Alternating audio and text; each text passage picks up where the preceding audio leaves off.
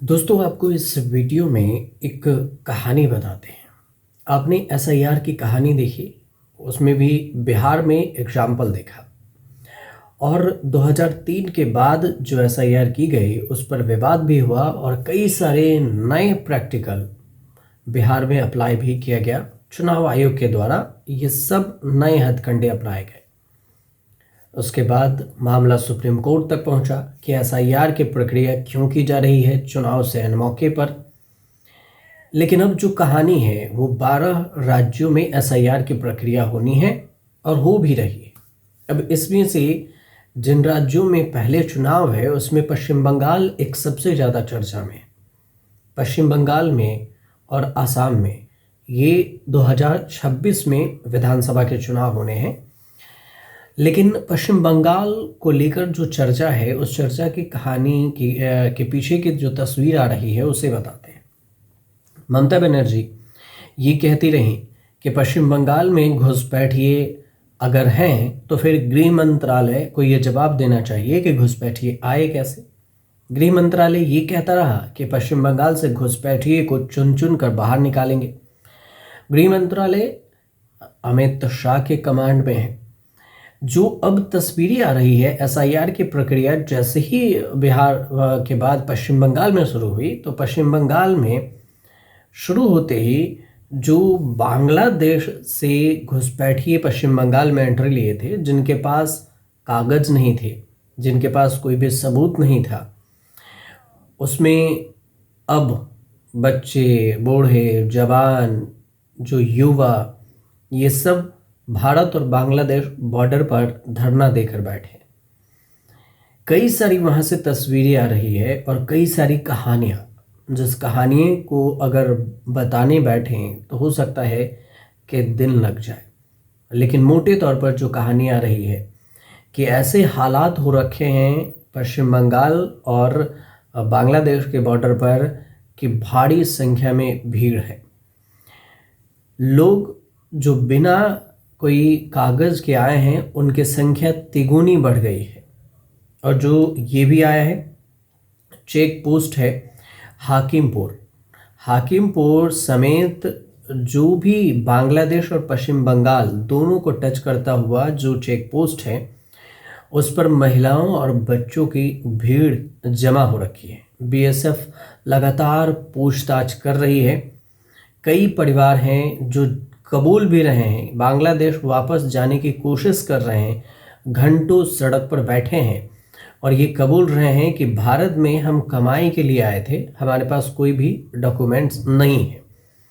रोजगार और गरीबी के चलते बांग्लादेश से वो भारत आए, पश्चिम बंगाल में रहे।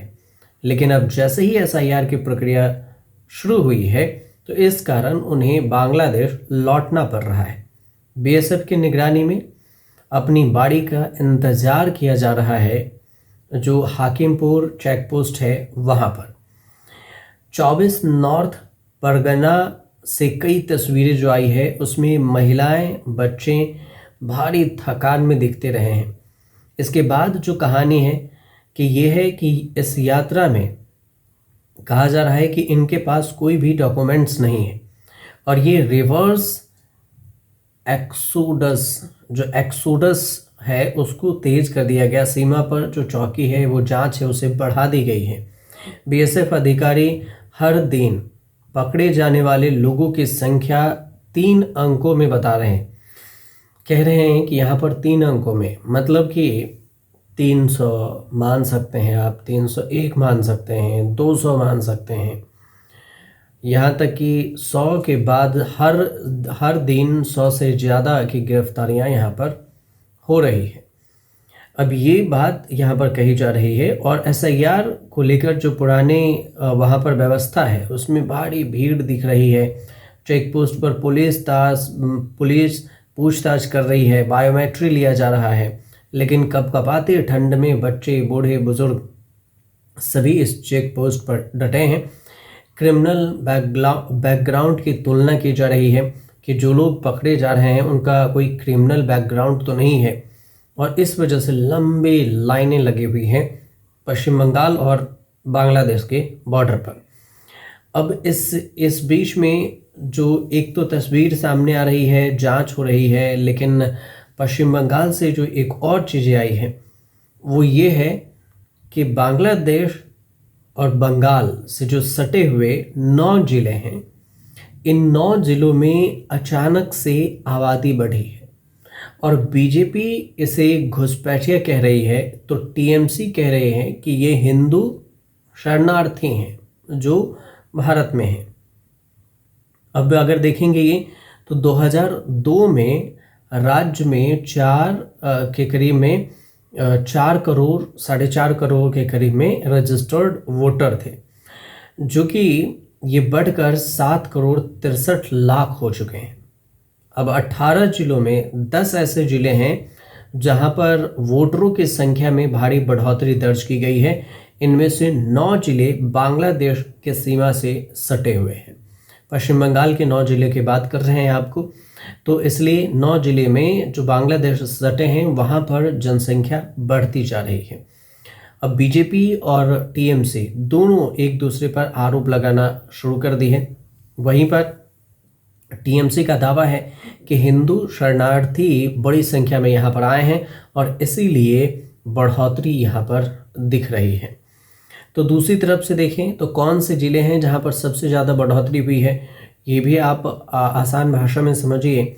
वर्तमान में जो पश्चिम बंगाल के 23 जिलों में एसआईआर की प्रक्रिया शुरू हुई है और चुनाव आयोग के पास मौजूदा जो डेटा है उससे ये साफ दिख रहा है कि जो 9 जिले हैं उनमें से है उत्तर दिनाजपुर, मालदा, मुर्शिदाबाद, दक्षिण 24 परगना, जलपाईगुड़ी और कूच बिहार, उत्तर 24 परगना, नदिया और दक्षिण दिनाजपुर में जो वोटर की संख्या है उसमें बढ़ोतरी देखी गई है।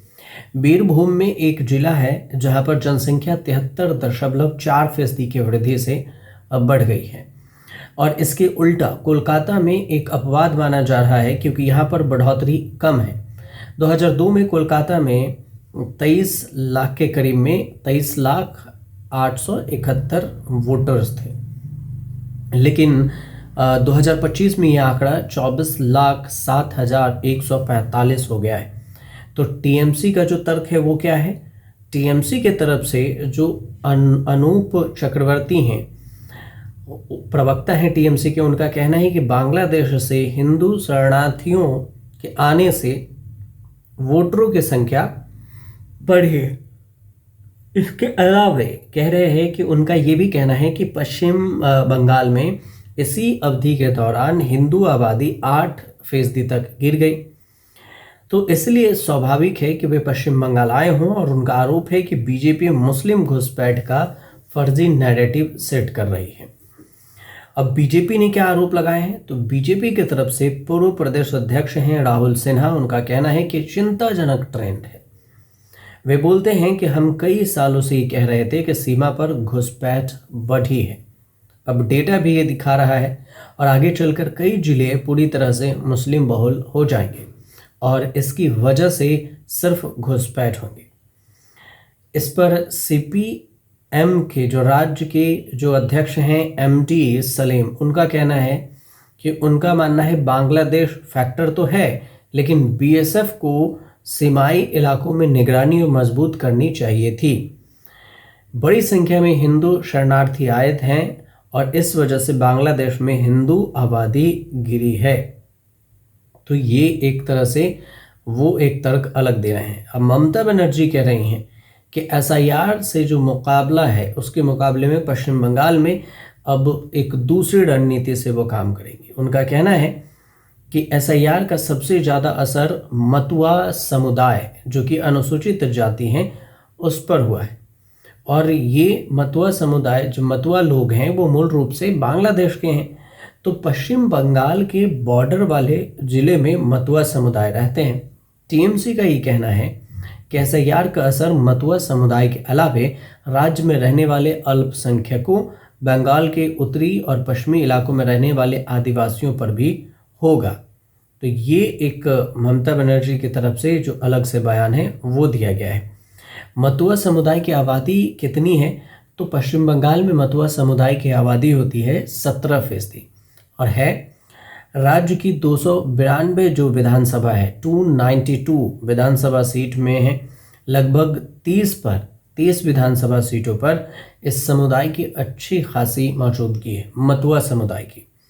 तो मतुआ समुदाय का ये कहना है कि उनकी आबादी लगभग 20% आबादी है और 40 से 45 सीटों पर उनका असर भी है।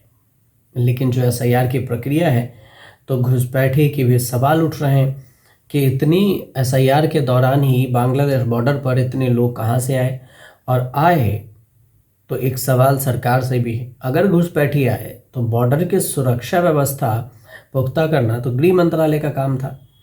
तो फिर गृह मंत्रालय बॉर्डर की सुरक्षा में सेंध लगाने में जो सुरक्षा कर्मी है उससे चूक कैसे हुई, कैसे ये लोग आ गए बॉर्डर क्रॉस करके?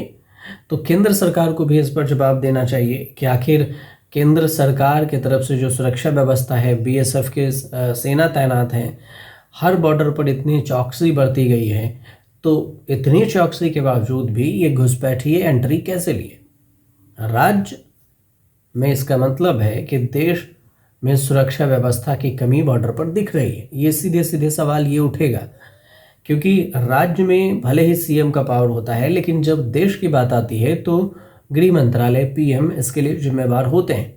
लेकिन क्या BJP या फिर जो गृह मंत्री हैं वो इस पर सोचेंगे? ये भी एक देखने वाली बात होगी, या फिर कोई बयान देंगे। लेकिन नहीं, अगर कुछ बयान आएगा तो हम आपको ज़रूर बताएंगे। लेकिन पश्चिम बंगाल में जो SIR को लेकर ये जो मुद्दा उठा है, अब इसकी चर्चा खूब होगी और ये विधानसभा चुनाव से पहले तक बवाल होगा ही होगा। अगर आपकी इस पर कोई राय हो तो आप हमें कमेंट ज़रूर कीजिएगा, और अगर वीडियो सही लगे तो हमारे चैनल से ज़रूर जुड़िए, सब्सक्राइब कर लीजिएगा।